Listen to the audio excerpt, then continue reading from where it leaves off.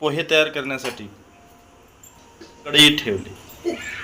कढईमध्ये थोडंसं तेल टाकलं आणि त्याच्यामध्ये खमंग अशी जिऱ्याची फोडणी देण्यात आली. त्यानंतर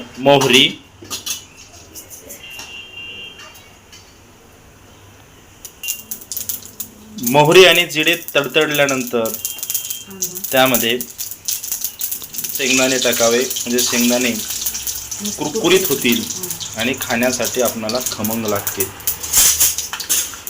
थोडेसे शेंगदाणे परतून घ्यायचं. शेंगदाणे थोडे लालसर झाले की त्यानंतर बारीक कापण्यात आलेला कांदा टाकावा.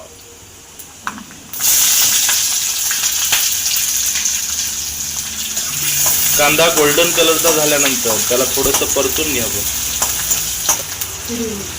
ओली मिरची टाकण्यात यावी. ओली मिरची टाकल्यानंतर चव अतिशय सुंदर येते आणि या सगळ्या मिश्रणाला अतिशय सुंदर असं परतून घ्यावं.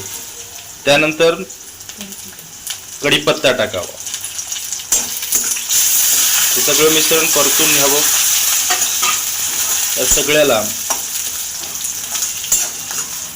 मस्त असा कलर आल्यानंतर, कांद्याला गोल्डन कलर आल्यानंतर तो सर्वप्रथम हळद टाकावी. त्यानंतर चवीपुरतं मीठ, जसे आपल्याला चव लागेल तसे चवीपुरतं मीठ टाकावं आणि परत एकदा हे मिश्रण परतून घ्यावं. आपण पाहताय याला सुंदर असा गोल्डन कलर कांद्याला दिसत आहे.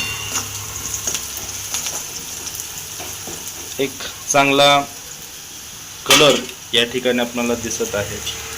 हे सगळं झाल्यानंतर पोहे जे आपण भिजवून घेतलेले होते ते पोहे त्याच्यामध्ये मिक्स करावे. मिक्स केल्यानंतर परत एकदा हे सगळे मिश्रण परत एकदा परतून घ्यावं. आपण पाहतोय त्या पोह्याला कलर अतिशय सुंदर आलेला आहे. हॉटेलमध्ये जसे पोहे बनतात तसे घरी अतिशय लसलुसीत चवदार पोहे या ठिकाणी आपण तयार केलेले आहे. बघा, आपण पाहतोय त्याला कलर किती सुंदर प्रकारे येत दिसत आहे. अशाच प्रकारचा चवदार लुसलुसीत हॉटेल सारखे पोहे आपण टाकावे आणि यानंतर एक येण्यासाठी म्हणून वरती थोडीशी कोथिंबीर टाकावी.